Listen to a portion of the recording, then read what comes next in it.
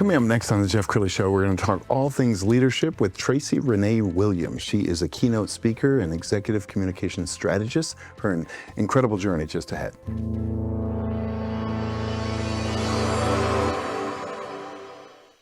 Many are predicting that the worst is yet to come, which is unfortunate, said one person here. Until now, they've enjoyed the reputation of being the nation's icebox. Watched a burglar in his home this morning by webcam. As a journalist of over 25 years, stories are what make my world turn. Reporting live from the Dallas newsroom tonight, Jeff Crilley, Fox 4 News. But in 2008, I took the jump from my familiar life and started a PR firm from my home. We're talking about anyone with a camcorder like the one I'm using becomes a television network. We started slowly growing the company, and we now have over 100 clients, and we've branched into the world of live digital broadcasting. I now own 8 different TV studios and have a huge team, and the stories that I now get to share are sometimes the most important of my life. Life has a funny way of coming around full circle. This is the Jeff Crilley Show. I think it's very challenging to be a leader today because young people are coming out of college. They want a seat at the boardroom. They want a voice in every conversation, and maybe it's a boomer boss who says, hey kid, you just started with the company. You don't have a seat at the table just yet. To talk about that and all things leadership is Tracy Renee Williams. She is an executive communications strategist and keynote speaker. Thanks for coming on my show. Thank you so much for having me. All right, so I just threw Gen Z under the bus, and I know that there are some very talented young people. Yeah. But it is a different workplace. Like when I grew up, it was like, hey, you pay your dues, and before you get a voice inside the company, you have to have spent several years inside the company. What are you experiencing with this new generation? I think what we're experiencing is a complete shift in what leadership actually is and just the mindset around leadership. One of the things that I am noticing in every room that I walk in is that we have multi-generational rooms. And it's important for us to recognize that because within those different generations, leadership exists within every single person that's in there. Yeah. And we have to look at leadership from a couple of different lenses. How do you lead yourself? How do you lead others? And how do you lead the organization? And it's really important that we begin talking to people about how you lead self first, yes, and looking at that through the lens of not only internal self-talk, internal mindset, but then how you can carry that out to how you communicate and engage with other people. And for each generation to respect the other, because although I don't know how to turn on my computer sometime, and I have to go to my son to help me with basic things like how do I get on Zoom. I think he has enough respect for his dad that his dad's done some things. So talk about mutual respect. You know, that's one of the major concepts that we have to touch on when it comes to leadership, engagement, and just organizational culture as a whole, is being able to establish mutual respect. Mutual respect is something that has to be there whether the conversation is going well, and especially when the conversation begins to heat up and there's something at stake. I love the fact that you mentioned you and your son. Same thing with my mom and my dad. My mom and I were having a conversation the other day, and she said, "Go ahead and put that in Charlie." And I said, "Who's Charlie?" And I said, "Oh, you mean Claude AI?"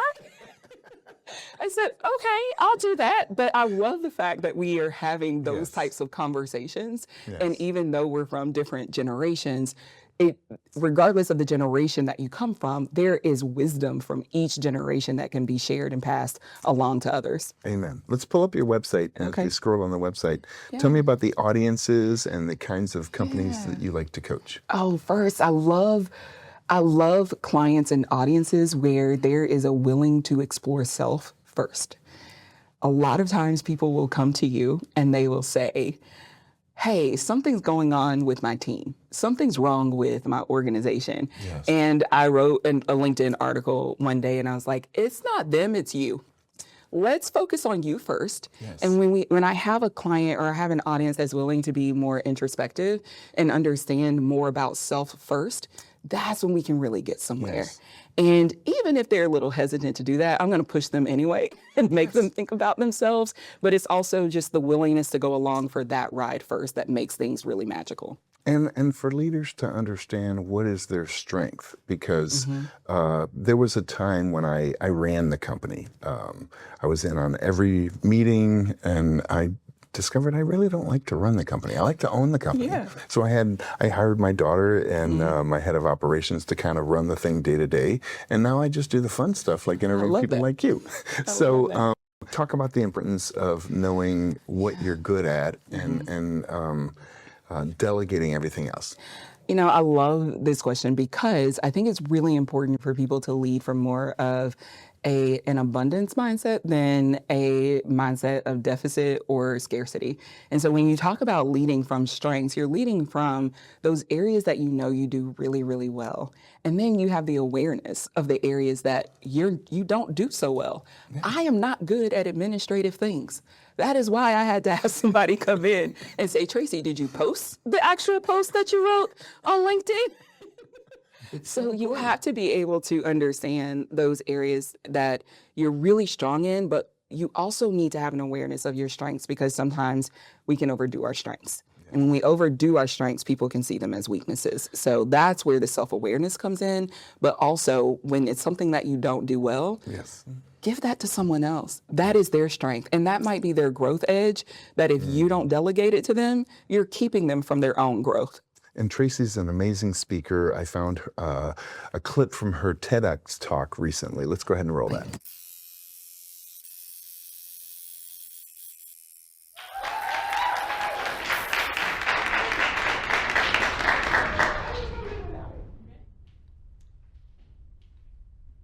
Seven. People of the Christian faith will call this the number of perfection or completion. For many, when they see the number 7 consecutively, it can represent extreme luck. And combined research tells us that 7 is the average number of seconds it takes to make a first impression. 7 seconds can easily become our greatest asset or our greatest foe when we're meeting someone new. But when managed correctly, those 7 seconds can open the door for a first impression to become a lasting one. Now, you might be wondering, why should the first 7 seconds of engagement mean so much to you? Well, here's the thing. Associations, assumptions, even judgments can be made, all with a first impression. Now, you also may be saying now, well, Tracy, that's a lot of pressure to put on me for 7 seconds. I know, it can be a lot of pressure for me too. See, 7 seconds in this infinite world can seem like nothing but a vapor.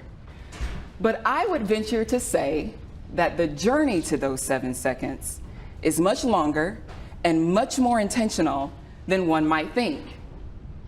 What if I told you that I believe that our ability to leverage the 7 seconds of a first impression and then turn it into a lasting. So impressive. All right, so you were telling me a great story about a family roundtable that still plays a role in your heart right now. It does. When I was around 4 or 5 is probably the earliest time that I can remember us doing this.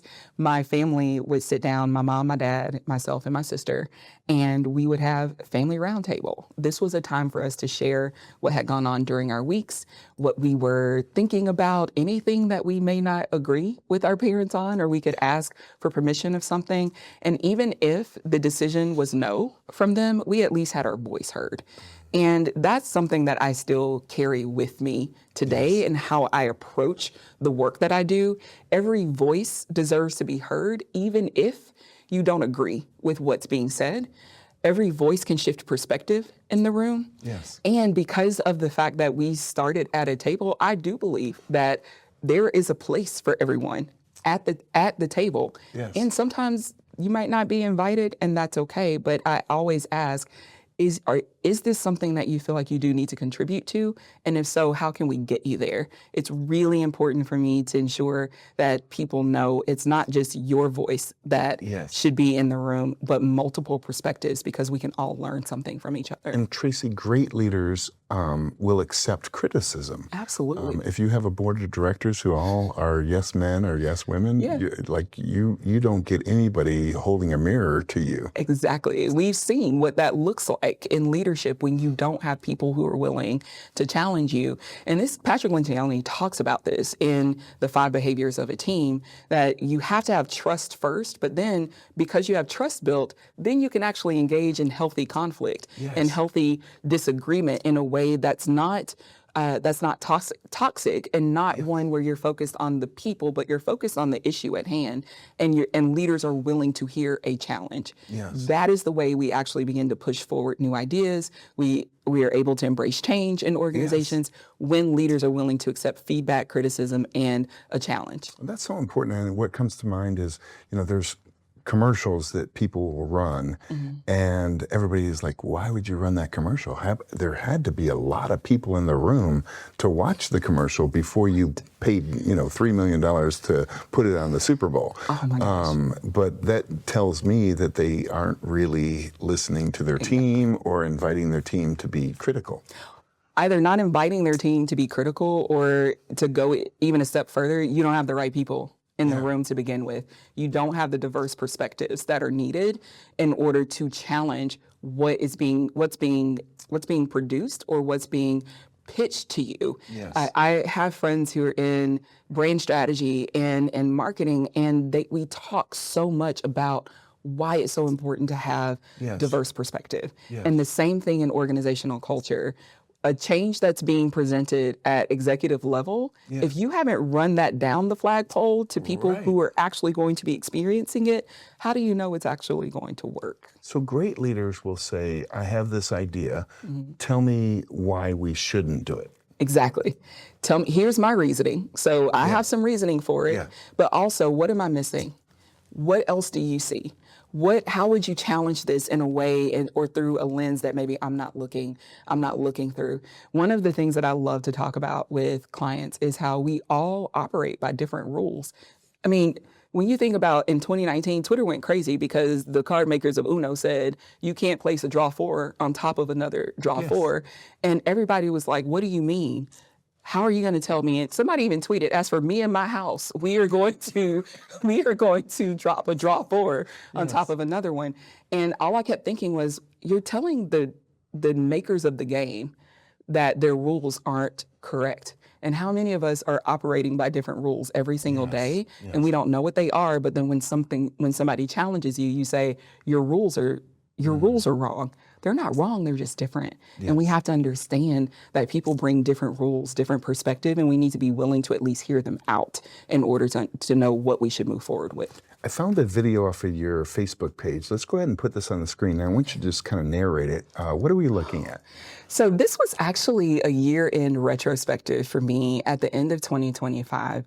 2025 was an incredible year.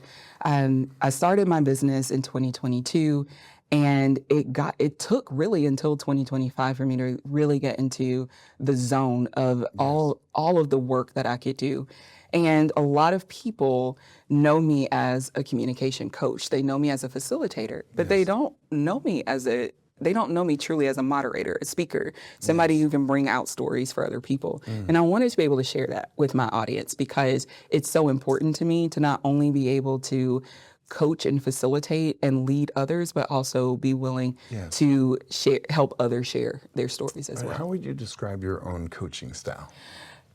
I would say it's about 45% to 50% unhinged. And by unhinged, this is what I mean. I am the person who is going to tell you the thing behind the thing, or I'm going to read the elephant in the room, and if nobody wants to bring it up, I'm going to bring it up. And do it in a way where it's spoken plainly, but also in a way that will allow us to explore it and be able to move past it, because so many of so many organizations and so many teams get stuck because they're not willing to just talk about the elephant in the room. I had a client recently, actually earlier this week, say, you will say things, but you're like the gentle parent. You can bring it up in a way that allows us to say, oh, maybe we should try to work through this. But sometimes the thought is the thought and it comes out unfiltered, and that's what's needed in the moment. Well, and I love your bedside manner, because if somebody goes on Dr. Phil's style is I'm going to punch you in the nose and I'm going to tell you why you're an idiot. Well, nobody hires that. Nobody hires that coach. You really don't want that coach. You want a loving coach who might get you to shift your mindset without insulting you. Right. And I would say some people might need the punch in the nose every once in a while. And if I do that, I am going to do that with my words. Yes. in a way, though, that will come back and say, hey, I'm going to say this to you. Yes. You may not like me when I say it, but then I'm going to follow that up with care. And I have said that in sessions before. I have something to say, and you're probably not going to like it. But I also say, I get that type of coaching. I get that type of therapy where you have to sit back and say, ooh, that hurt a little bit. But it's the follow-up care that actually allows my client to sit in something and then be willing to process it. Well, I love it that it's rooted in your childhood. That everybody has a voice at the table. Absolutely. That's beautiful. All right, we have about 2 minutes left, so look into the camera on the left and talk to that company or organization that might need to bring you in. If you are an organization or an individual that just has this inkling that something's not quite right in how your team is operating, you may even think that it's a process issue, or you might think that you're just not meeting the goals or the metrics. I have a feeling that at the core of this is a communication challenge, whether it's how you're communicating with yourself, how you're communicating with your team, or how your organization is communicating. And I am someone who will be able to come in and say, let's take a look at what the communication actually looks like here and how we can work through it where you can feel whole as an individual, whole as a team, and whole as an organization. So beautiful. Thank you so much for sharing your wisdom with us. We're going to end with her website, which is TracyReneeWilliams.com. The great Tracy Renee Williams. Thanks for coming on the show. Thank you so much. You bet. That's it for now. We'll see you next time.